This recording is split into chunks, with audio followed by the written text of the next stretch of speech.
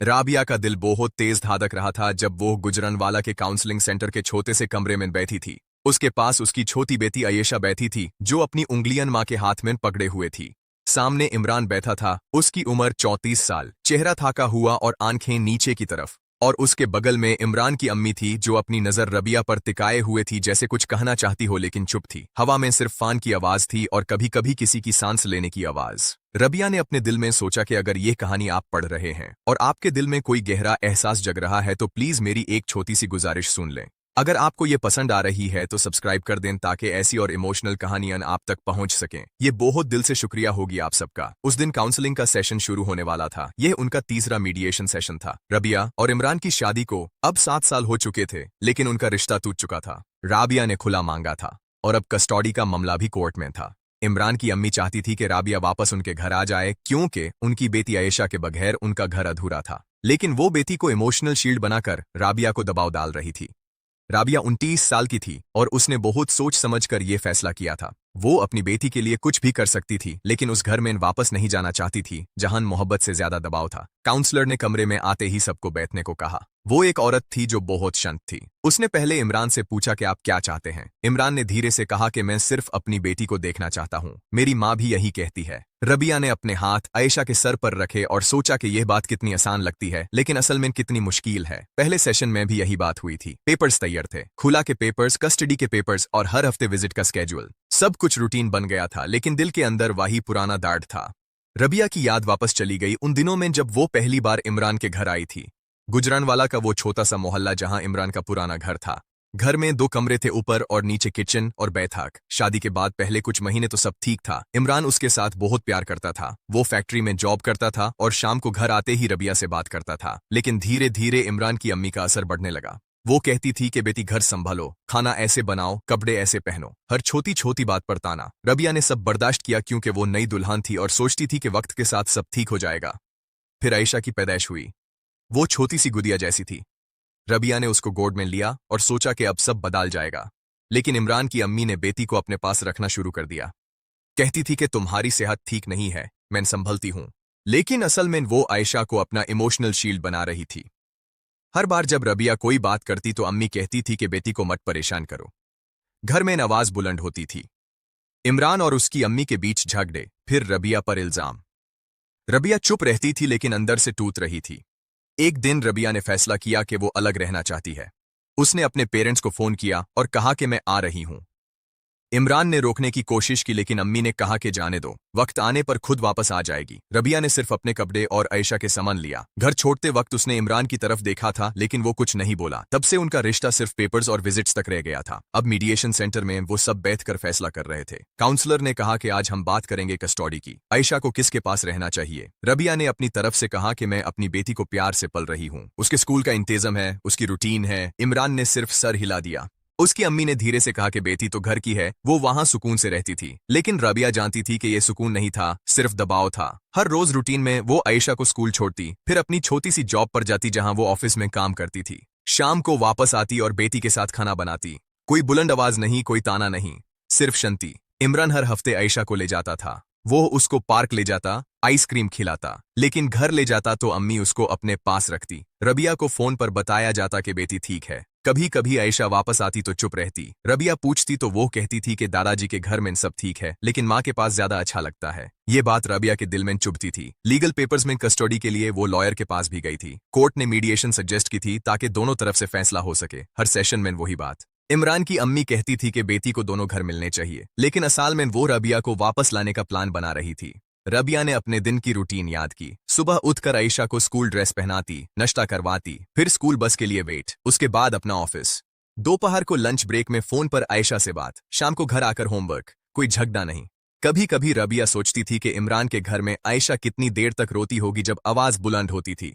इमरान की अम्मी कहती थी कि बच्चे को मजबूत बनाना है, लेकिन रबिया कहती थी कि बच्चा प्यार से बनता है। ये फर्क था दोनों घरों में। दूसरे सेशन में काउंसलर ने आयेशा से भी बात की। वो छोटी सी थी लेकिन समझदार। उसने कहा कि मुझे माँ के घर में सोना अच्छा लगता है। काउंसलर ने पूछा कि क्यों। आयेशा ने सीधी सी बात की कि वहाँ कोई आवाज बुलंद नहीं होती। दादाजी के घर में हर वक्त आवाज होती है और मैं डरती हूँ। ये बात कमरे में गूंजी। इमरान की अम्मी का चेहरा थोड़ा लाल हो गया।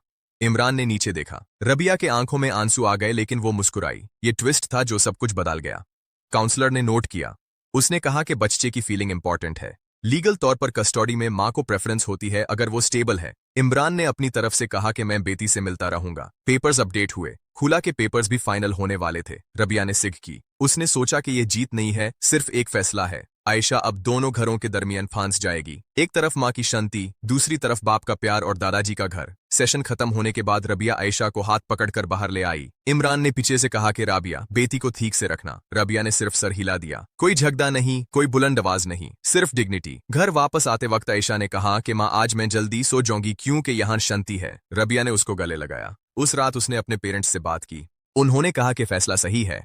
अब कोर्ट फाइनल ऑर्डर देगा। अगला हफ्ते पेपर्स कोर्ट में पेश हुए। जज ने मीडिएशन रिपोर्ट देखी और फैसला दिया। खुला ग्रांट हो गया। कस्टडी रबिया को मिली, लेकिन इमरान को विजिटिंग राइट्स दिए गए। हर महीने 2 हफ्ते के लिए आयशा उसके पास जा सकती थी। रबिया ने कोर्ट से बाहर आते ही एक गहरी सांस ली। जीत गई थी वो, लेकिन जीत में भी दर्द था। आयशा अब दोनों घरों के बीच बनती रहेगी। बचपन का वो हिस्सा जो हमेशा फंसा रहेगा। कभी माँ के घर की शांति, कभी बाप के घर की आवाजें। गुजरनवाला के घर में इमरान की अम्मी ने आयशा के लिए कमरा तैयार रखा था, लेकिन अब वो सिर्फ विजिटिंग के लिए आती थी। रबिया ने अपनी छोटी सी जॉब को कंटिन्यू किया। आयशा स्कूल में अच्छे मार्क्स लाती। कभी कभी इमरान आता और बेटी को ले जाता। वो दोनों के बीच बात होती थी, लेकिन सिर्फ रूटीन की। रबिया ने कभी इमरान से प्यार की बात नहीं की। वो समझ गई थी कि मोहब्बत दबाव के नीचे दबा गई थी। अब सिर्फ बेटी का फ्यूचर इंपॉर्टेंट था।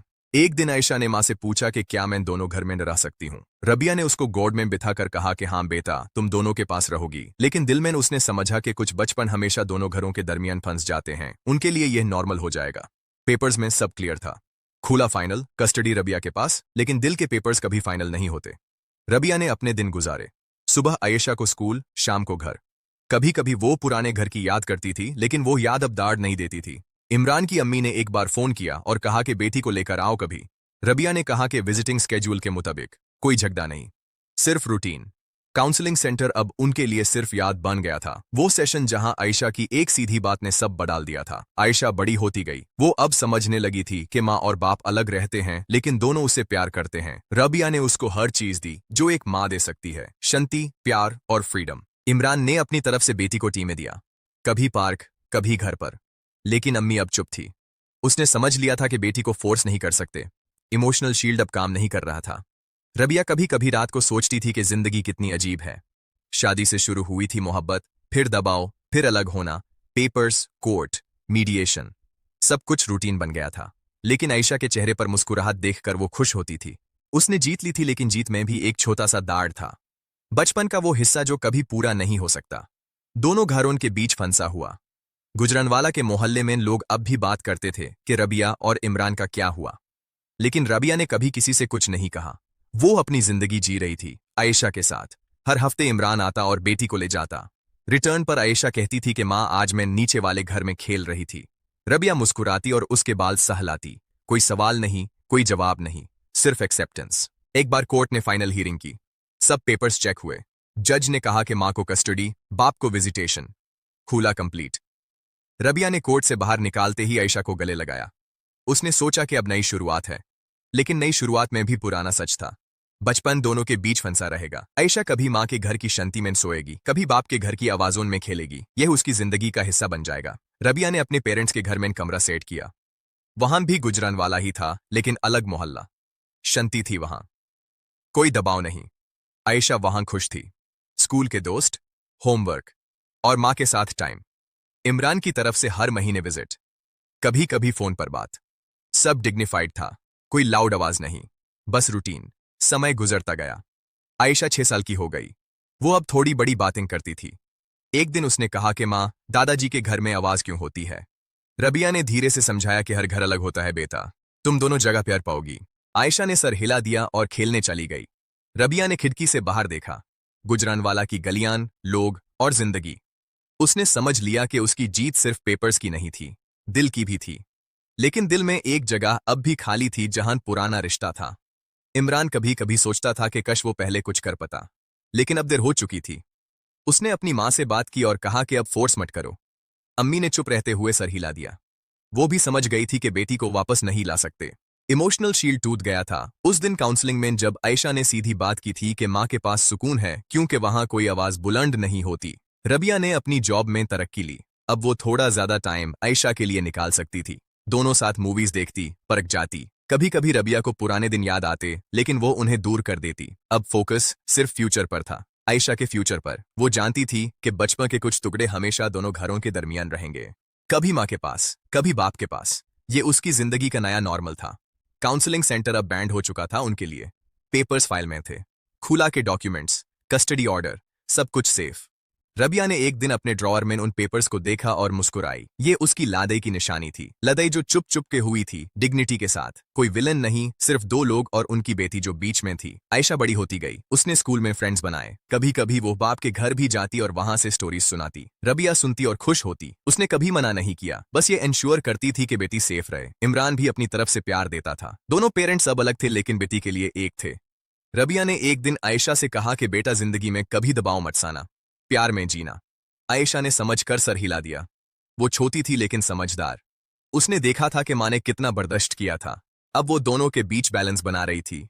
दोनों घरों के दरमियान फांसा बचपन अब उसका अपना बना था। वो उसमें एडजस्ट कर रही थी। समय के साथ सब ठीक होता गया। रबिया खुश थी अपनी छोटी सी दुनिया में, आयशा के साथ। इमरान अपनी तरफ से। इमरान की अम्मी भी अब चुप थी और बेटी को एक्सेप्ट कर चुकी थी। कोई फोर्स नहीं, सिर्फ एक्सेप्टेंस। ये था उनका ह्यूमन एंडिंग। कोई प्रीच नहीं, सिर्फ सच्चाई। रबिया कभी कभी रात को सोचती थी कि जिंदगी ने उसको क्या सिखाया। मोहब्बत इंपॉर्टेंट है, लेकिन शांति ज्यादा इंपॉर्टेंट। दबाव से रिश्ते नहीं चलते, पेपर्स और रूटीन से फैसले होते हैं, लेकिन दिल से नहीं। और बचपन हमेशा कुछ ना कुछ फांसा रहता है दोनों के बीच। यह उसकी कहानी थी, एक औरत की जो लादे जीत गई, लेकिन जीत के साथ डांट भी लिया। आयशा अब स्कूल से आती और माँ से गले मिलती। रबिया उसको देखती और सोचती कि यह मेरा सब कुछ है। उस घर में जो छोटा सा था लेकिन शांति भरा था। गुजरानवाला के उस हिस्से में जहां अब उनका अपना रूटीन था। कोई बुलंद आवाज नहीं, सिर्फ प्यार और सुकून। ये कहानी खत्म होती है यहां पर, लेकिन जिंदगी जारी है रबिया और आयशा के साथ। दोनों घरों के दरमियान फन से बचपन के साथ। लेकिन सब ठीक था, दिल से ठीक।